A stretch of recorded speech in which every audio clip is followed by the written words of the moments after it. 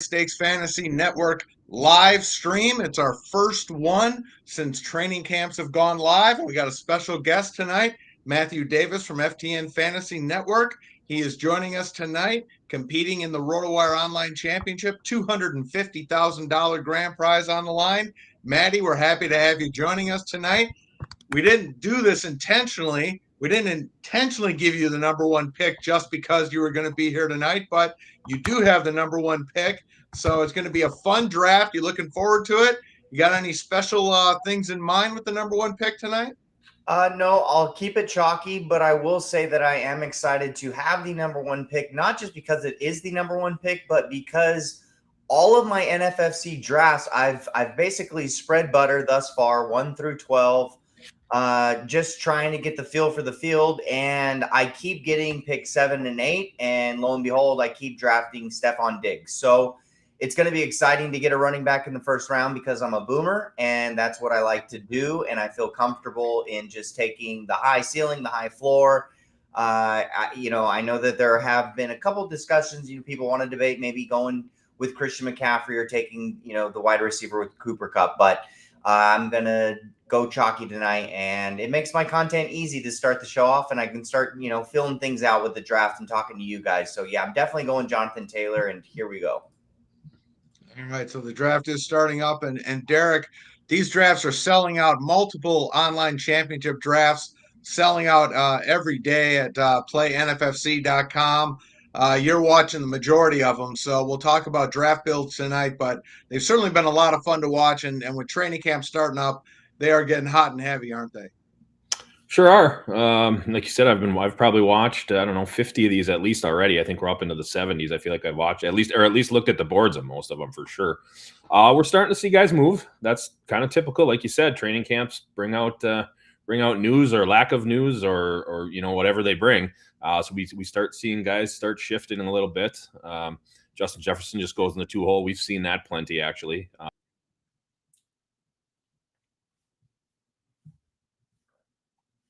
I think Darik just froze up on us there, Matty. There he is. There he is. All right, so nothing too surprising there. Taylor, Jefferson, McCaffrey, those have been the top three picks pretty much so far. Matty, I will say we are seeing McCaffrey going at the 2-hole and even sometimes number one overall more and more often now.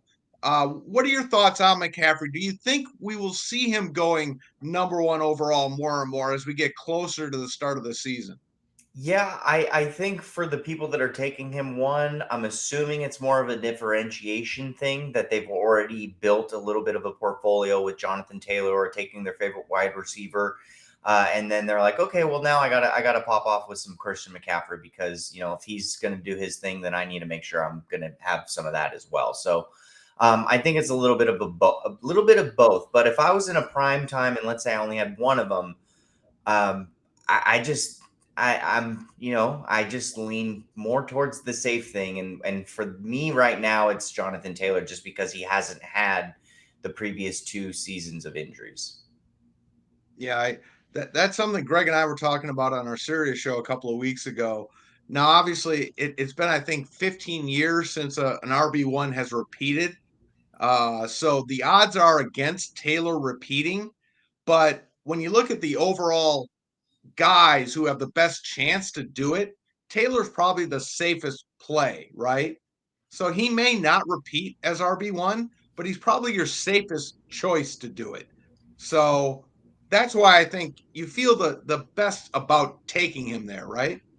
Yeah, absolutely. And Nelson Sousa and I, who's the co-host on the Primetime Fantasy Football podcast with me, he and I always discuss, our content is based around who can kind of screw you over early in drafts. If you're investing early draft capital, what are some things, not necessarily, we're not going out and saying, do not draft this person, but we're trying to find the reasons as to why they could kind of, so to speak, bust if you're spending a first, second, third round, early draft capital on a player. And, I just think with Jonathan Taylor, let's say he doesn't finish with the 5th most fantasy points, it's the 6th, but I'll be okay with that at the end of the season if I end up getting somebody that's going to finish, in a range of outcomes that's not necessarily so wide. And I think that with Taylor and with the regimen there that they have in Indianapolis and the division, and I just think I don't want to call it a slam dunk, but he's pretty damn solid.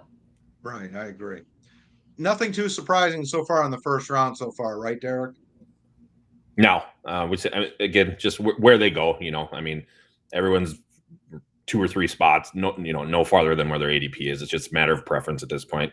I haven't seen anything really crazy for a while. I mean, we had the one draft where the guy Aaron Jones went first overall in the OC, which was actually just more of a mistake, if nothing else. But the guy was okay with it. No, we're seeing normal draft here. Yeah, this is such a breath of fresh air doing the online championship versus the Cutline championship. Tom, when we were doing this last time, it was Greg was on with us, and yeah, it was so fast and bang, bang, bang, bang, bang. And, people are taking a little bit more time with their picks here. It's a little more methodical because you have to think of roster construction a little bit more, being that it isn't best ball. So it's kind of nice to be able to see what the draft's doing with those cut lines, man. They're speedy. They're very quick, but they are a lot of fun. Well, I will say the last live stream we did was with Vlad Sedler last week. It was a late night one with Darik and I and Vlad, and that was an online championship as well. And that got done in a little over an hour. So just so you know, these online championships can go pretty quick too. Just an FYI. Yeah, definitely. All right. So far, we've seen one wide receiver build so far. We'll see if any of the other teams that took wide receivers do that as well. But Team 12 with Devontae and CD Lamb at the turn, a couple of wide receivers there to start. So that'll be an interesting build to keep an eye on as we go forward. Yep. We're seeing that build a lot actually now lately with CD Lamb and Adams there. So I've seen that more than a couple times at this point. Yep, and we also have we already have two RB builds, and then I've been seeing a lot of screenshot lately of teams starting with 3 RBs. Yeah, starting to get a little bit of buzz as well. So let's see if maybe Team 8 and Team 10. And Team 10 wasn't he the overall winner of this contest last year? Billy, yeah, Bill. I think I saw Billy with the thread in that thread too. I don't remember his particular team, but I know Nelson definitely threw his in there, and I saw Vlad started his. Well, didn't he do that the other night? I think both of them. Yep, they both did. Yep. Mm-hmm. I do. And personal preference, but I do like the Dalvin Cook, Aaron Jones build to start. Very nice. Team 8. It's close to home for you boys. And those are, of course, they came out the same year. I wanted Dalvin Cook to the Packers. I was heartbroken when the Packers passed on him in the first round. Matt, let me ask you more of a strategical kind of thing. I feel like there's, I feel like there's 7 or 8 running backs that actually could finish as RB1 overall this year. I have a favorite 3 or 4 that I think really could do it. But I mean, if things fall right for the other 3 or 4, it could happen. When you're drafting Taylor, and we all assume he can be the RB1 again. Like you talked about before, he might not be, but he's definitely safe and he definitely has capability. We just saw it last year. Does that change your maybe your thinking on your second running back? It does for me, meaning that I love to load up on wide receivers after I get one of my 3 or 4 top running backs that I believe can.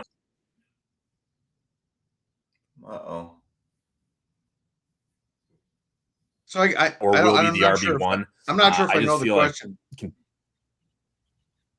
Oh, go ahead, Darik. Finish. We kind of lost you there for a second. Yeah, can you guys hear me right now? We can. I'm having internet going in and out, so I'm gonna try and talk a little bit less. You guys are freezing on me too as well. So Matt, my question was, do you push running back 2 off when you have like a Jonathan Taylor? Does that allow you to do that? Because that's the way I tend to build. I'm willing to open it up a little bit more because I'm comfortable with it, and I've also feel a little bit better about some of the running backs. Like last year, some of these RBs that we're seeing go in, let's say round 3 and round 4, they felt a little too rich in round 2 and round 3, and I feel just a little bit more comfortable with the player pool as a whole with the running backs. And there goes my entire queue. So You know what? I'm going to just stay the course and do something that Nelson is not going to like, but it's the person that I like the best. And Tom, I think we talked about him a little bit last week, and that is Mark Andrews. He's the best player on my board, so I'm going to do it. Not normally would I do a tight end this early, but I think that where I'm drafting at, I like him a little bit more than Kyle Pitts and the remainder of the field there at that position. And then Darik was touching on what to do with the second running back. I think that I will be able to find somebody in either round 3 or round 4 on that turn. With this draft being a third round reversal, so Team 12 is going to have the first pick in round 3 if you're not aware of that, which is occurring right now.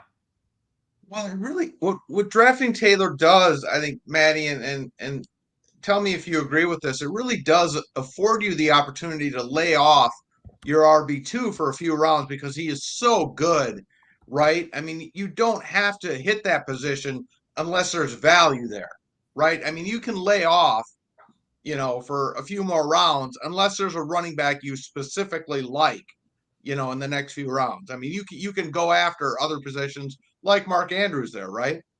Yeah, absolutely. There was 2 running backs that I was certainly going to take over Mark Andrews, and that was Alvin Kamara and Leonard Fournette, and they went just before me, of course, like they should have. And then I would have contemplated Javonte Williams and Travis Etienne, but I just feel like we're going to see Mark Andrews supplant and go above Travis Kelce this year, and I'm willing to take that shot on him. All right, I'm going to see if, well, I don't know if I can put Nelson's comment in here into the thread. Oh shit, is he already giving me crap?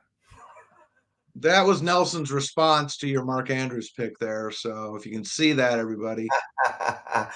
He probably wanted me to go ETN for sure. Nelson was not if you can't see that, Nelson was not a fan of that pick, is what of course, just so everybody knows. The barf emoji is, if you can't, yeah, is what my co-host of our podcast commented on my pick. So yeah, Nelson not a fan, weighing in not in favor of that pick, but and that's the guy in my corner, by the way. Yeah.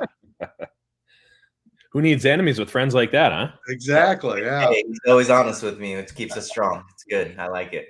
All right. So the first quarterback off the board there, Josh Allen, going 30th overall, which is a little earlier than his ADP. Sometimes in our drafts, Allen will fall into the 4th round. So he goes 30th here, which of course is the 3rd round. So QBs have been falling in the last 2 weeks in these OC drafts. They really have been getting pushed back. Jalen Hurts is sometimes going in the 9th, 10th round. Brady went in the 10th round the other night. I'm not exactly sure why that is. I don't know that I remember seeing that in end of July in prior years. I think as we move back towards football season, I think we're going to see these QBs start going back up. I don't think it's a long time change. I just think it's been just a product of the last few weeks. All right, and Maddie was mentioning that he has been seeing more teams going with 3 running backs to start their draft, and there's Team 5 doing it tonight. Derrick Henry, Javonte Williams, and then James Conner just there, 32nd overall. So there we have one in this draft, starting off with 3 running backs. It's not something I don't know if I would do, but with so much depth and talent at wide receiver this year, again, I think it's certainly something you can consider. Yeah. Nelson and I discussed what it would do on the opposite in regards to roster construction if things did go wrong. But being that some of these running backs that are going a little around later, so to speak, on average. I got to go. Let's go. Sorry, boys. I got to make my pick. That's all right. Yeah, make your pick. That's your number one job tonight. We can talk around. I got to focus it. See now the first That's round. Fine. You're on the clock. You got plenty of time. Make your pick. 2s and 3s sped up on me a little bit, so I definitely know I'm going to go there. So I've got one pick already, but I'm going to drain a little bit of the juice here on the clock because I'm contemplating on either going a running back or just taking the 2 wide receivers that I like the most. And I think I might take the 2 wide receivers that I like the most and play a little pickle with the running back position, which isn't normally what I like to do. But I'm going to look at the player pool and look at some of the ADP in the market to see where some of the other running backs are going, to see if I can wait this thing out. If I don't feel like I can wait it out, then I'm likely just going to bite the bullet and go Nick Chubb here. I was wanting to go Cam Akers, but unfortunately he went before Chubb. So I'm going to see here what to do. Yeah, I'm just going to go Nick Chubb and say fuck it. So I wanted to go Allen Robinson, but everything got screwed up once Kamara and Fournette weren't there. So there we are, Taylor and Chubb, two boring running backs, right? All right. So obviously you do like Sutton over Judy. You just took him. Absolutely. But is that your feeling that he is going to be the one to emerge there in Denver as their number one guy? I feel he will, although I do think it could be a Seattle situation where, like we saw with Metcalf and Lockett in the past, it could be a 1 week it's Metcalf, the next week it's Lockett. It could be a back and forth kind of thing. What are your thoughts on that Denver wide receiver situation? I think that the opportunities themselves are going to present them more in a more optimal way. So I think that the defense as a whole is much better in Denver versus Seattle. So there could be more, let's call it easy situations to score, quick situations. They're going to put Russell Wilson positioned to score in a much better opportunities, and they're going to have more opportunities. So increasing the volume for one. And then Sutton's coming off of his big injury. So this is the second year removed for it. So we got to like that. 3, he's a bigger wide receiver versus Judy. We know that Russell Wilson likes that. And then 4, the offensive line in Denver is much better than Seattle. So you have a better offensive line for Russell Wilson. You have a better defense. And then 2 equally comparable wide receivers, I guess you could say, with Sutton and Judy compared to DK Metcalf and Tyler Lockett. I would almost actually even give the edge slightly to Denver. And that's when you include somebody that's big body wide receiver like Tim Patrick. So when comparing the third wide receiver, whoever that may be, over the years and years and years of turnover that they've had in Seattle with the wide receiver 3 position. So I really like Tim Patrick as well. I just think things are going to line up really nice for Russell Wilson in Denver. 16-1 to win the Super Bowl. If you haven't placed that bet yet, you should do so. Nice. We're definitely going to be laying down money in Vegas. Yeah, to even go further on that, Matty, I mean, I'm a big KJ Hamler guy this year too. So I mean, you add him in there as well. If one of those guys get down, or just as the 4th or 5th option with Albert O and the running backs. I mean, that's everybody he's got is a fantastic talent. So yeah, I'm excited to see how it all plays out. I was doing my Dynasty Redraft League this week, and Hamler was out there, and I really wanted to draft him, but there were so many rookie wide receivers that I liked, and I just couldn't pull the trigger on Hamler over any of them. And so, of course, somebody else ended up drafting him, but I do like Hamler a lot. It just pained me. It's like I couldn't draft him over like Wan'Dale Robinson of the Giants, for example. That was like one of them. But I do like Hamler. Yeah, Denver's in a good spot. Yeah. I don't care how tough that division is. That's the only thing that's weighing down those odds for Denver is the division itself. Yeah. But I mean, on the plus side, from a fantasy perspective, all those teams are going to have to score so many points, all 4 of them, every week, especially in the division games. I mean, we're looking at just shootout. As good as those defenses are, I mean, Denver potentially, the Chargers potentially. I mean, even the Raiders have some nice talent on defense. They're still just going to score points on each other. So It's going to be a lot of fun to watch. All right, so another interesting roster build. Team 4 wide receivers out of the gate. The 0 running back approach. Yeah, put yourself in a little bit of a corner there doing that, right? Now you know that you have to draft certain things. Those positions might be drying up in specific tiers. Each week you have to roll out, or you're thinking that you already have to roll out those 4, so that gives you no flexibility as well. Yeah, I don't like to do that myself personally. Yeah, I was just going to say the plus side is those are 4 really good wide receivers. He did a hell of a job. Downside, he has, the downside is he has no flexibility now with that flex spot. Yeah, not maybe it was Waddle. Yep. He probably saw Waddle and looked at the market and looked at his rankings or whatever, and just said, "Hey, he's the best player on the board. Let's go." Yeah. I would have slammed Kyle Pitts there instead, who went 2 picks later with that build. Yep. I absolutely would have. Yep. I agree with you, Darik. I would have absolutely taken Pitts there. I mean, there's probably not a running back on the board that jumps out at you, but Pitts definitely does. Darik, have you noticed my boy Breece Hall's getting just more and more love every night? And you're watching. Absolutely, keeps moving up. He'll be a third rounder. He'll be a third rounder, early third rounder before we know it. By the time we get to live events, I bet you he will go. There's enough Jets fans that we have in our customer base that he'll end up in the second round in some of our prime times, is my guess. Yeah, he's getting a lot of love. Yeah, we need to see a big run in one of the preseason games, and there we go. Hey Tom, who's going to be the second wide receiver? Who comes out as the second wide receiver in Green Bay outside of Lazard? The second, and they got to find you can't say Aaron Jones. They got to find a number one, Maddie. Come on, they don't even have a one. I saw you tweeting about Julio Jones a few hours before he signed with Tampa Bay, and I was thinking he's wanting him to go to Green Bay. No, I didn't want Julio to go to Green Bay because I think he's washed. Okay, but it's a great fit for Tampa because they don't need Julio to be Julio, right? They'll use him. I saw some today, which makes a lot of sense. They're going to use him basically as a tight end, which makes a ton of sense. They're going to have him run tight end routes, which is so smart because once they're all healthy, assuming whenever Godwin gets healthy, we don't know, but they'll have 3 great wide receivers.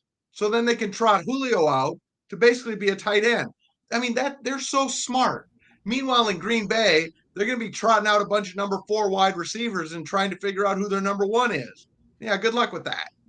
Yeah, who's their number 2? They don't have a 1. It's all right. You got Cameron Poe at quarterback. I mean, yeah, that's not nice. I don't get me started. I don't have any booze in this drink. This is water. Oh, I have water and wine. Come on.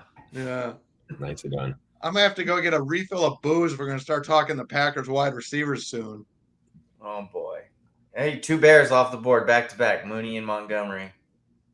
Coming up on team 7, who yet. So far, we are nearly halfway through the 5th round and only 1 quarterback. Who does not have a wide receiver as yet, although he does have. Boy. We're at pick 53. And we've had 1 quarterback off the board. This is finally, of course, I always get in the drafts where, it's like, oh, yeah, they all take the quarterbacks early. And then, no.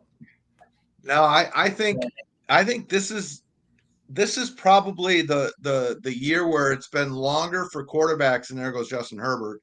This is the latest we've seen quarterbacks go, maybe in NFFC history. And keep in mind, we have 6 points per touchdown pass. So it's amazing how long people are waiting for quarterbacks this year. It's only been the last couple of weeks, though.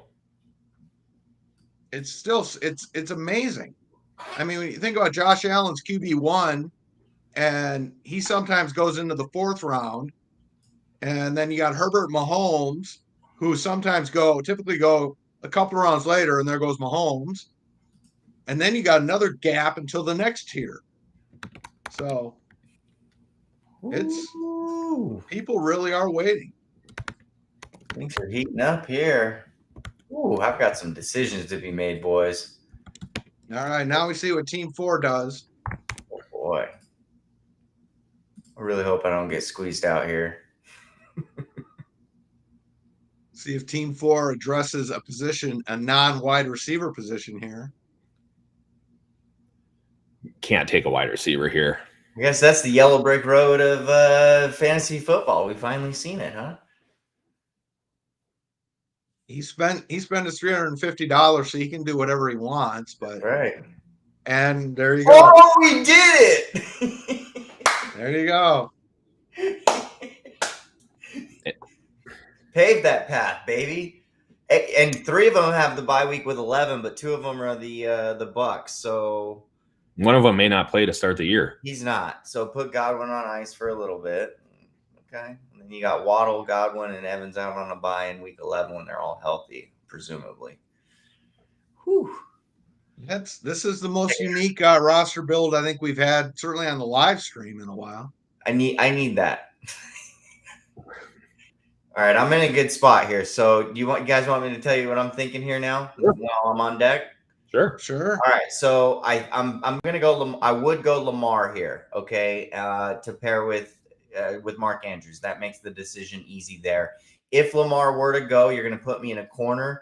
I'll just pair Kyler and DeAndre 5-6 carry on. So that's kind of my feel for it right now. So I'm gonna let this person decide for me. If he just goes Lamar, then I'm definitely going Kyler and DeAndre. Giddy up, and I'll eat that 6-week suspension. All right, so we'll see what Team 2 does here. About 10 seconds on the clock, and he goes J.K. Dobbins. So there you go. Okay, so now we gotta just double check to make sure my other okay. All right, I'm ready to roll, boys. So after not seeing hardly any quarterbacks go, we get 3 of them in this round. In round 5, Herbert, Mahomes, and then Matty goes Lamar Jackson to close out round 5. Then he comes back, as he says, with DeAndre Hopkins to begin round 6.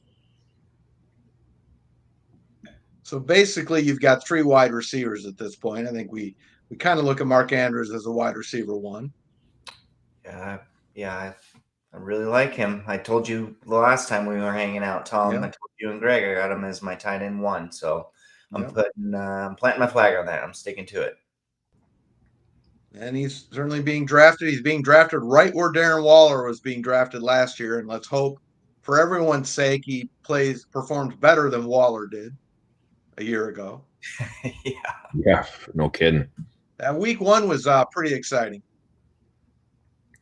Yeah, right. Greg and I were at that game. Matty, that week 1 game, the Ravens and Raiders. We were out there in Vegas. It was fantastic. That stadium's beautiful. And if you had Waller, it was a fantastic game. And then you pretty much didn't want to watch Waller the rest of the year. How are the fans there in Vegas? Are they a little more hospitable?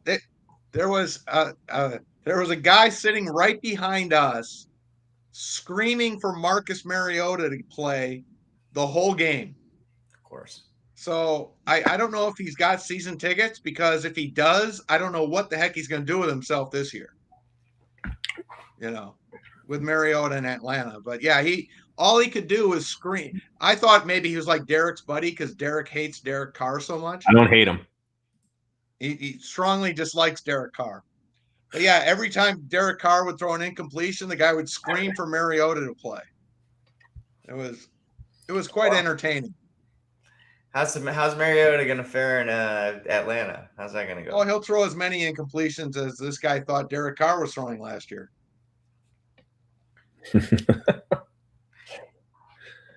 No, it's a beautiful stadium. The fans were great. I mean, it was a fun game. It's a beautiful stadium. It's top notch. It's fantastic. We had a great time. For sure. I got to ask you, and as Team 4 finally breaks his wide receiver string with Edwards-Helaire, that's certainly a guy, very interesting guy.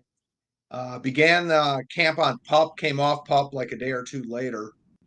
What are your thoughts on him? Obviously going much later than he was going a year ago, but big bust a year ago. Are you in on Edwards-Helaire at all, Matty? What are you feeling about him right now? Yeah, I was certainly optimistic about him last year, and I was wrong. And then you kind of saw the goal line usage that decimated to pretty much dust, which wasn't great. And then they bring in Rojo, who's pretty good and effective in that area, which kind of dings his overall ceiling or outlook, for me at least. Hopefully he gets more targets, and hopefully he stays healthy. He's on a good offense, but it's on an offense that passes a lot. So I don't have any right now. This team just needed to go running back earlier. I'm kind of off him. I don't know how many shares I'll have him in season long. I mean, as good as McKinnon looked at the end of last year and into the playoffs, and I've always liked Jerick McKinnon. I mean, Darik knows him pretty well, being a former Viking and everything. I've always thought McKinnon's not a great running back, but just a good NFL running back. Certainly, really good in the passing game, good receiver. He's a perfect. I think he fits what Andy Reid wants to do in the passing game. Yeah, he's a perfect committee back. Yeah. And we know Ronald Jones brings nothing in the passing game. Right. He had his best years in Minnesota when Peter. I mean, AJ Dillon was still available. I think I would have probably looked to go there. I definitely would have gone that, and that's not a homer pick.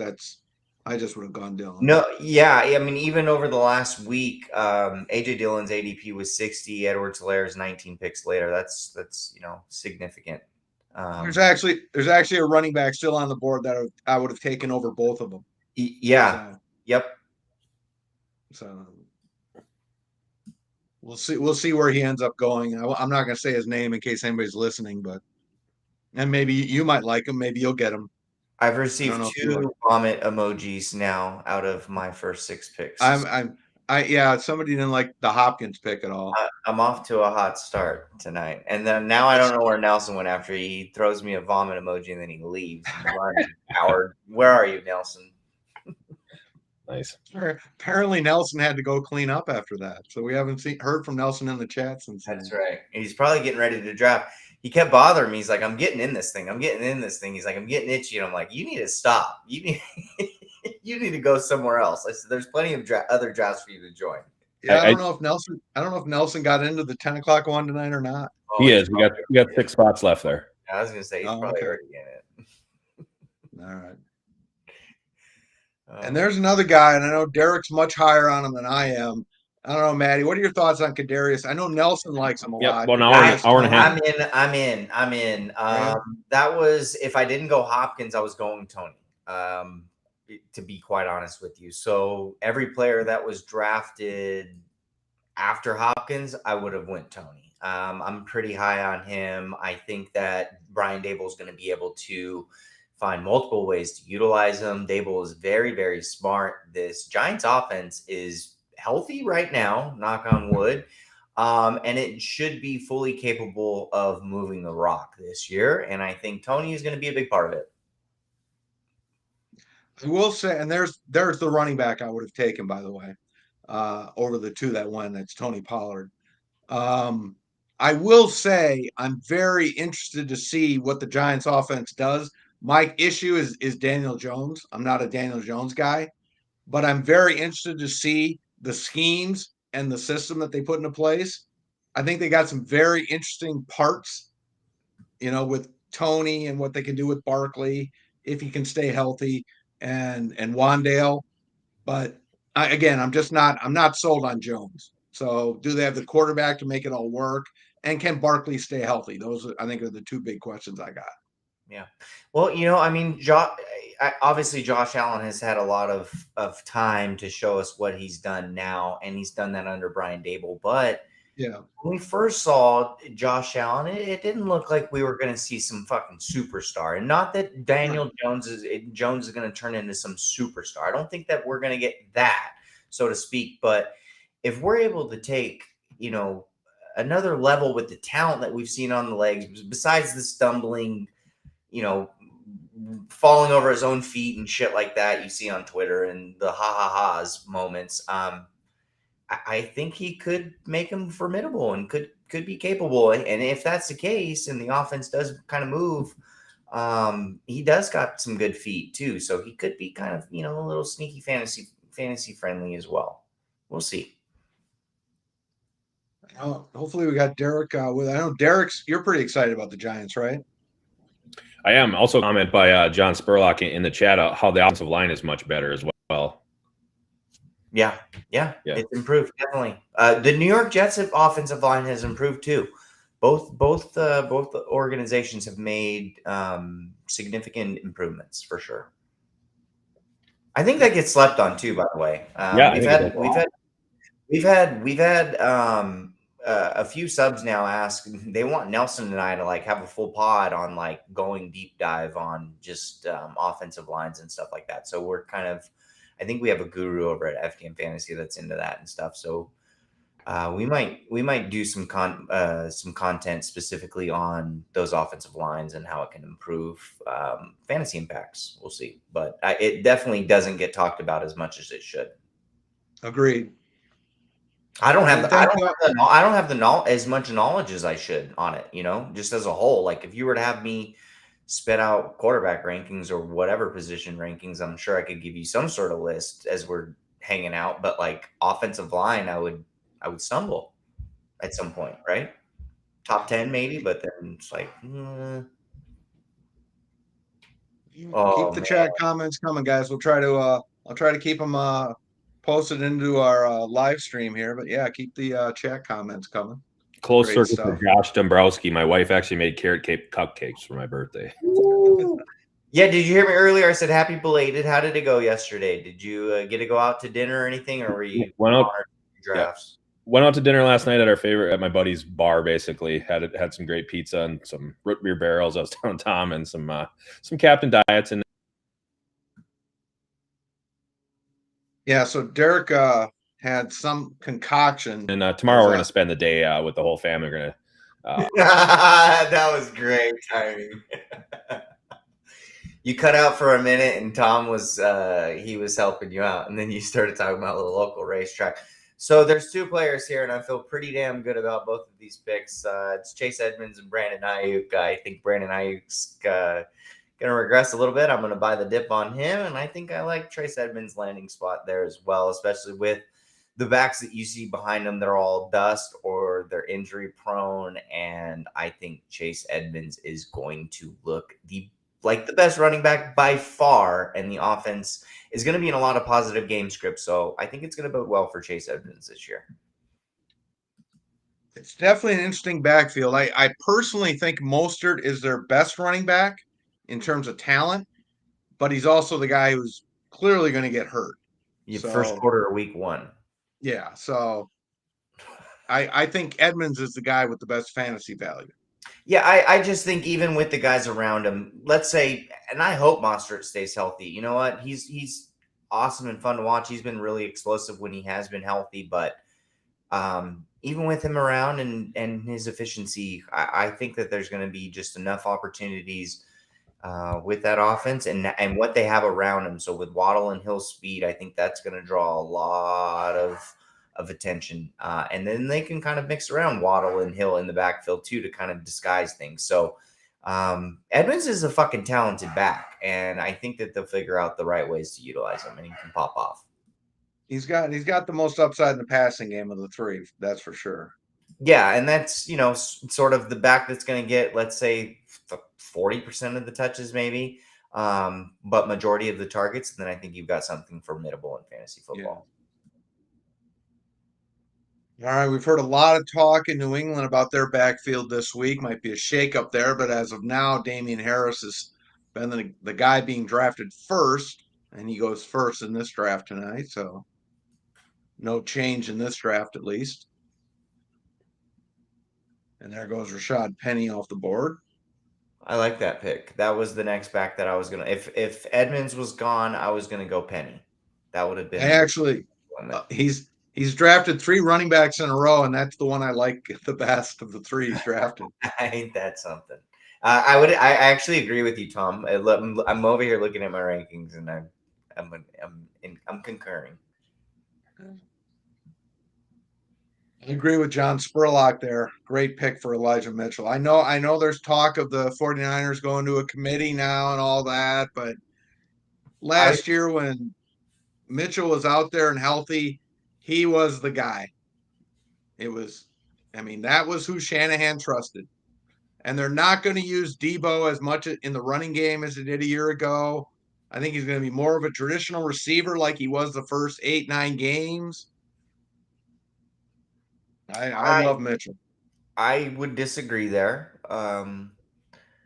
I'm definitely lower than the consensus quite a bit on Elijah Mitchell. I think Trey Lance, he's going to absorb some, right? So in where they like to use Mitchell, score some touchdowns, that's great, especially on the 49ers. But Trey Lance is going to definitely soak up some of those opportunities, and he's going to take from that. And then when they bring in a rookie, you think, well, Kyle Shanahan has a vision. He's going to utilize him in a certain, part of the field or in specific spots or whatever. And then on top of that, Mitchell isn't really the guy that catches the rock. So being that it's PPR, I've always kind of, where's the ceiling? And then you are still going to have a little bit, even though Debo's expressed not happy with his contract, not happy with getting, the handoffs. He wants to be more of a traditional wide receiver. I still think that they're going to be like, you're going to fucking run the ball a few times a game when we tell you to, because it's going to work. So I just think that there's a lot working against Elijah Mitchell, and he's still being drafted. It's decent draft capital there at 7. He went right before teammate Brandon Ayuk. Obviously different positions, but I just think that there's too many mouths to feed, and especially with that quarterback, it's not Jimmy Garoppolo anymore. Trey Lance is going to absorb some of that money zone touches that could take away the touchdown efficiency. And speaking of Trey Lance, there he goes. Team 12 takes him as their QB1. Man, I got to figure out a spot where I'm patient enough to find where I can get Russ Wilson, because I don't have any yet, and I've got to make sure that I get my guy. He's popping off this year. It's happening. I've got enough best ball shares. I actually wanted to get him in the auction that we had a couple of weeks ago, but he just went too much. I'm not really usually the guy that's just all for the. He's kind of, I don't know. Some people are, here or there got their opinions about Russell Wilson, but he is my like Byron Buxton. He is for in your terms. That's like Russell Wilson is my guy. Nelson gives me shit all the time about Russell Wilson because I just get so excited about him. But I love Russell. I'm so happy that he's away from Pete Carroll as I wear this USC shirt. Yes, he's away from Pete Carroll. Barney Rubble. I'm a Wisconsin guy. Russell Wilson played 1 year at Wisconsin, the greatest quarterback in the history of the University of Wisconsin. He was there 1 year. Oh, that's crazy. That's how bad the Badger quarterbacks have been. What? 1 year. Was Melvin Gordon his back that year? I might be way off. Oh, he was. Yep. Okay. Yep. I'm not the best with like college. They should have. They legitimately could have won a national championship that year, but Kirk freaking Cousins beat them in the Big Ten title game. Josh in case you're wondering where my hatred of Kirk Cousins stems from, that's where it stems from. I kid you not, my college roommate at Chico State in Northern California was at that game visiting his brother who went to Michigan State.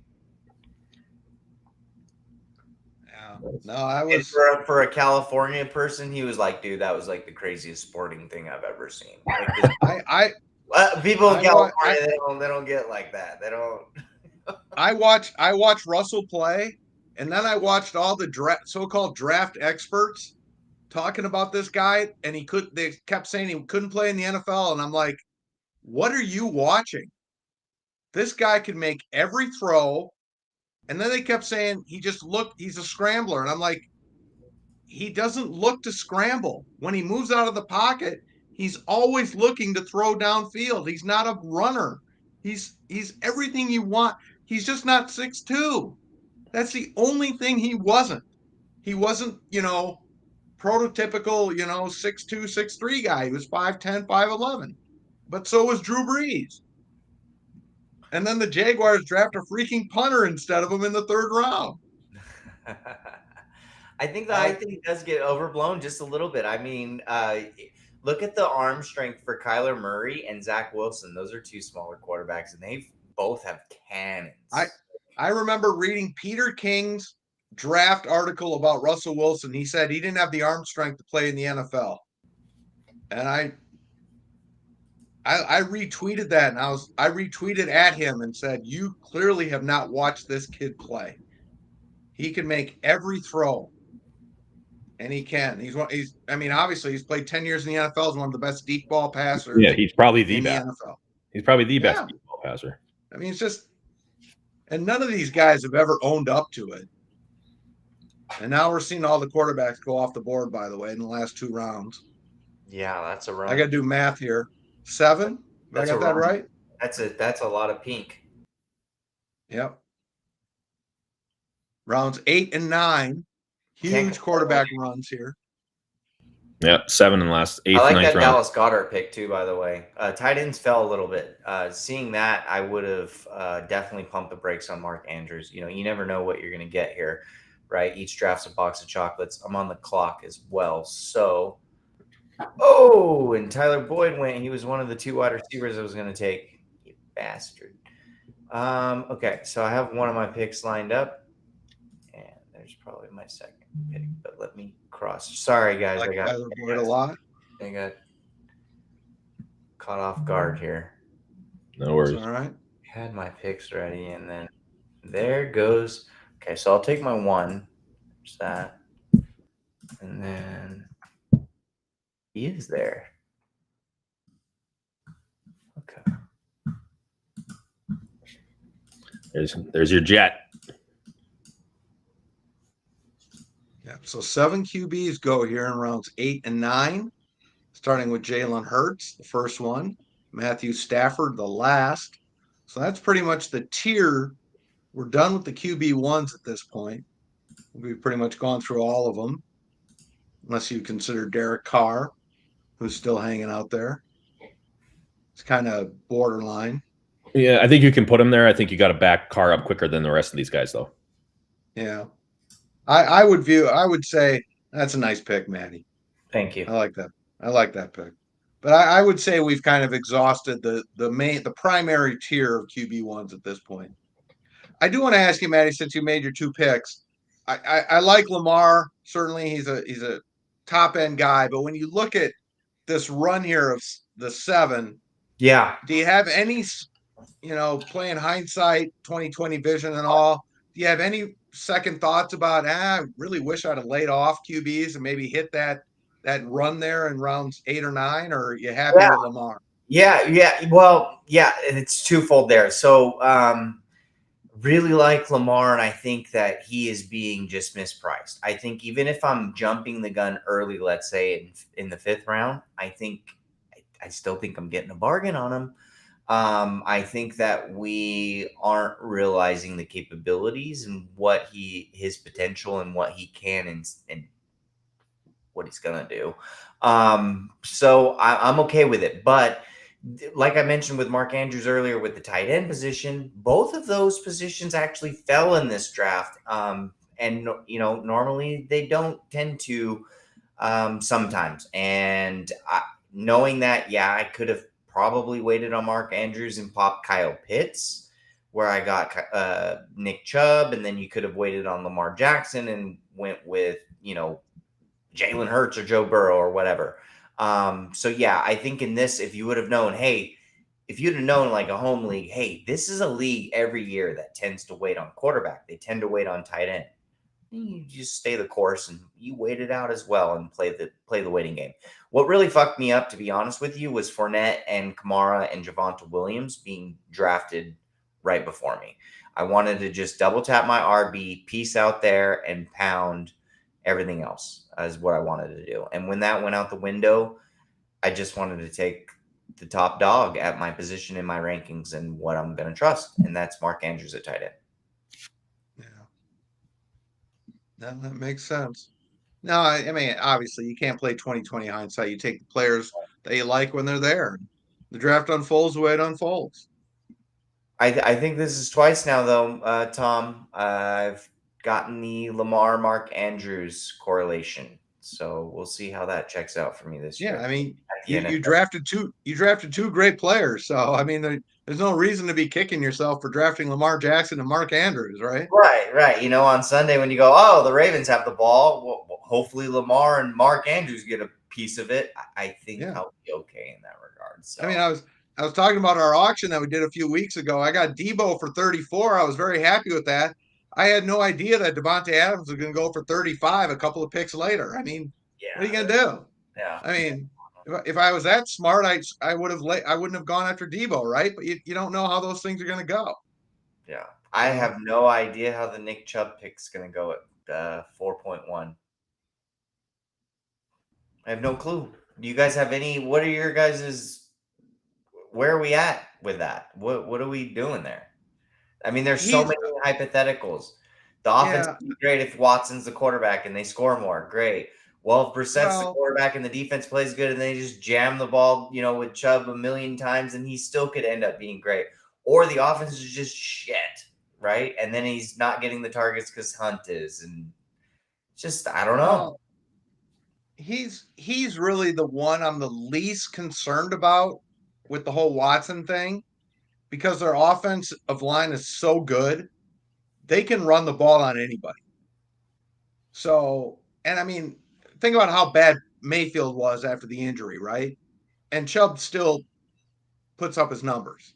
So, even if Watson is out for however long he's out, I think Chubb will be okay.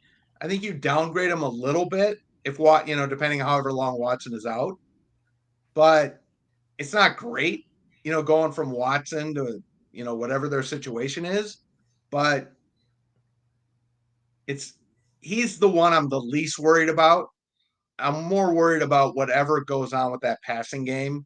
I'm not crazy about it, but I think Chubb will be all right. If you're asking me would I have taken him given your situation, no. If I'm going to be perfectly honest with you, no, I wouldn't have. Because again, you already had your stud running back. So I probably would have looked wide receiver there. Because there's a bunch of wide receivers on the board there that I really, really like. Yeah, if I could have chosen a wide receiver, it would have been Jalen Waddle without a doubt. And then knowing Chase Edmonds in the 8th, I would have been good with that as my RB2. I agree. If I could swap that, I would do that. If you could say now you're getting Chase Edmonds in 7 or 8, and then you can have Jalen Waddle instead of Chubb in round 4, I'd probably agree with you. I'm looking at our chat here in this high stakes fantasy network, and John Spurlock, he tweets. Everything's a tweet now for me. Not even it's if I get a text, like, oh, he's tweeting me. New York Giants offensive line much better. I agree. That's from John Spurlock. John Spurlock, then Elijah Mitchell at the end of the 7th. What a fucking steal. I mentioned why I think that there's some paths to Elijah Mitchell not returning that value. And then there's 2 more from John Spurlock, and he's talking about my team in particular here now. Landry might be his best wide receiver for first 6 weeks. That's a compliment, but also a slap in the face. But I'll say thank you for that one, John Spurlock. And then the last one is Ravens drafted 2 rookie tight ends. They might be looking to watch Andrew snaps. Now, John Spurlock, I'm going to tell you something about rookie tight ends. Those 2 tight ends might not even be there to catch the ball. I don't know who those tight ends are, nor do I give a shit. But I do appreciate you for tuning in and giving your thoughts on the team. We'll see how it plays out. I can add to that. One of those tight ends is Charlie Kolar, who's got a sports hernia injury. So we may not see Charlie Kolar for a very long time. With that, and if it was even Bellinger for the Giants, let's say, who's freakishly talented, who is actually getting the first team reps, and I hope that continues. If he was the guy drafted on the Ravens, I wouldn't be concerned with the rookie tight ends. If it's not Pitts or somebody that's a very, very large outlier, it kind of takes a while for them to groom into a significant. Yeah, but I don't think, again, the Kolar injury is something to be pretty worried about if you're a Ravens fan. I mean, those sports hernia injuries, they can set you back for a long time. So something to keep an eye on there. I got to start getting ready here for my next pick here. All right, we are definitely into the backup running back area, although Damian Pierce may or may not be a starter at some point reasonably soon in Houston. We'll see. We had John McClain on our show, our Sirius show, longtime beat writer down in Houston. He certainly likes Damian Pierce quite a bit. How are they going to divvy up the ball there with Lovey? What's the style that's Lovey? I don't have the data of how Lovey used to utilize his running backs when he was calling the shots as head coach. What's that like? It sounds like Mac's going to get the first crack at the job. When we had McClain on the show, this was a few weeks back, he did think Pierce would end up being the starter at some point. So I don't know how much of a committee it'll be, but my guess is Mac probably opens as a starter, and if Pierce shows enough, he'll be the guy eventually. But he's got to show. Yeah, I mean, he's not a high draft pick. He's not somebody who's walking in there with pedigree, so he's got to show it. Yeah. And we all know who Marlon Mack is, right? I mean, we know who he is, so it won't take much to be the guy there. So that's really the one area of that team that doesn't impress me a lot is their running back situation. Now you're on the board, and there's another guy, Tyler Algier, who could be a starter in Atlanta at some point. Yeah, so, tough decision to make here. So I've got a wide receiver I'm popping off on. There's no doubt about that. So I've got my guy, right? It always seems like when I'm on my turn, I've got one guy that I'm left with that I feel okay with, except for the second round. But so I have a guy that I'm good with as a wide receiver. I'm going to keep fulfilling that position for now. But then there's two running backs. I want to chop it up with you guys, and maybe we can make the decision together. So it's going to be Michael Carter and Kenneth Gainwell, right? Both talented pass-catching running backs. Both have flashed a little bit. Whoa. You guys still there? We're here. Okay. We can't make the pick for you.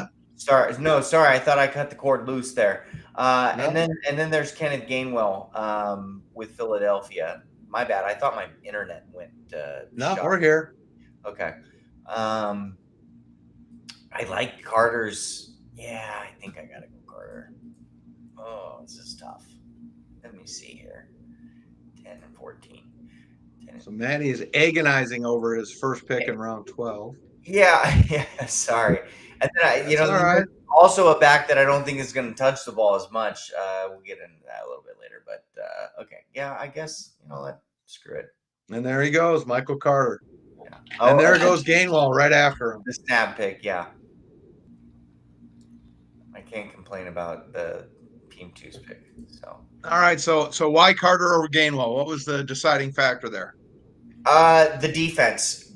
It was the defense. So I think that there could be more negative game scripts, and I know that Breece Hall is getting more love versus Miles Sanders in, when you look at the two versus each other. But as a whole, both, right, you want them to get the targets, and I think that that's where they're going to get their most fantasy value, and I think the Jets are going to be playing behind more than the Philadelphia Eagles when it comes to that. So that's where I leaned. All right, so more targets at the end of the year. Just to clear and concise, right? Tell Josh Dombrowski that I'm in first place in 2 of my 3 main events. He just asked me. Or I guess I could tell Josh I'm in first in 2 of my 3. That's very well done. I'm hanging in there. Apparently, we are going to a Brewers game. Is that right, Matty? We are, yes. August 15th on a Monday. The Dodgers, my lovely Dodgers, are heading back to the Midwest, and they're going to have a 3-game set Monday through Wednesday in Milwaukee. And me, you, Greg, and John Fish, who is another NFFC player.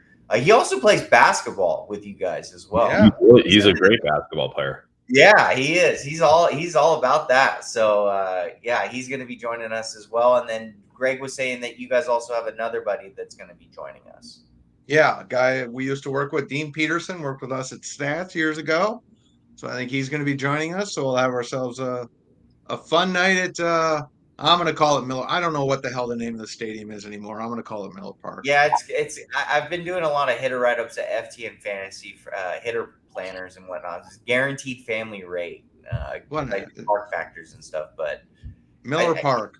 It's got to be Miller Park. It's got Miller Park, for crying out loud. Yeah, that's right. Get off my lawn, damn it. That's right. That's right. It's okay. It's okay to be Clint Eastwood every once in a while. All right. Damn right. Yep. All right. So looking at some roster builds here, Team 12, I believe, is the only one with 2 quarterbacks right now. After taking Trey Lance in round 9, he came back with Darik Carr in round 11. Excuse me. Team 5 goes back-to-back tight ends in rounds 11 and 12, Hunter Henry and Irv. I probably would have flipped the order on them if those were the tight ends I wanted. And now Team 7 with 2 tight ends. After Travis Kelce early, Cole Kmet there.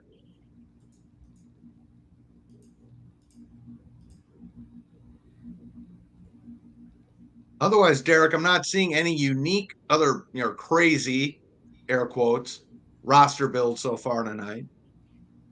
No, everybody's got a QB. Other than the start by Team 4 with the 5 wideouts, I'd say it's a pretty standard draft. Right. And he's pretty much settled in after the 5th round. Now, yeah. He's got his tight end in Brady, Zach Ertz his quarterback in Brady and tight end in Ertz. So he's pretty much settled in. He's got that number 3 wide receiver in Denver that we all like, Tim Patrick. It's going to be a bummer week 12 when he has to sit one of those first 5 wide receivers, and he's thinking I could have rolled out Cam Akers. That's called roster construction. Yeah, well. Fantasy football 101. You know what I mean, though? But I like a few, like the wide receivers, like you said, Tom. You picked a bunch of good ones. Those running backs, man, it dries up, it gets thin. Even though he's lucked out with Rashad Penny in round 8, that was his best one, I think. Yeah, I think that's the best running back pick that I like, certainly. I might have even should have went there over Edmonds, but I don't know. I've got a funny feeling about this Miami offense. Even though I'm a little bit lower than consensus maybe on Tyreek Hill as a whole, I still like him. I think that offense is gonna be pretty good. Pretty good. Looking at his roster, he could, even if you liked Edwards-Helaire, I mean, I'm looking at this. He could have come away with Pollard, Penny, and one of the Patriot running backs or James Cook. Yeah. And he does that, and now his team looks dramatically different, in my opinion. And I certainly could be wrong. But to me, now all of a sudden, he just made that 5 wide receiver start look significantly better, especially with Brady and Ertz.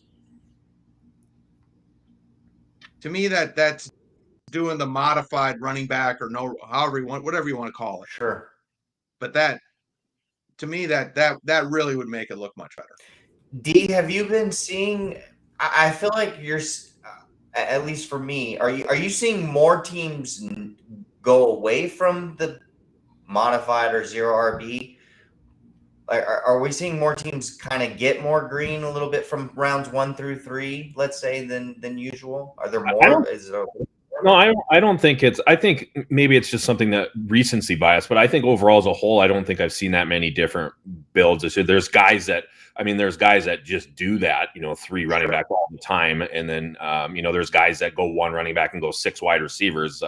Nelson included a lot. So yeah, I don't. But I wouldn't say that it's. I don't feel like it's trending. I think it's just maybe over the last week or 2.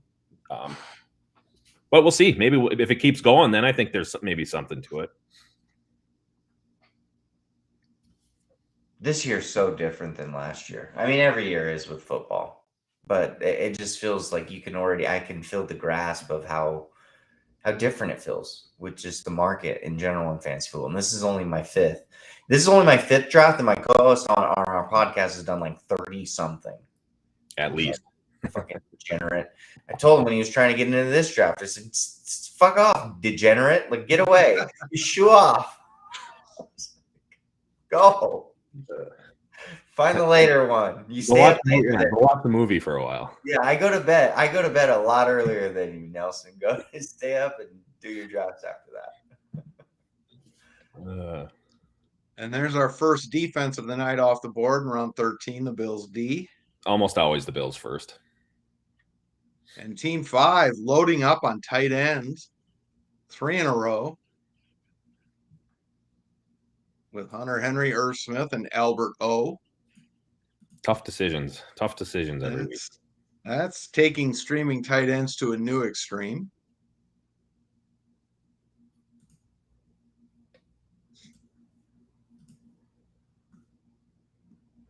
Let's see if one of my guys gets taken here. What are you looking at here, Matty?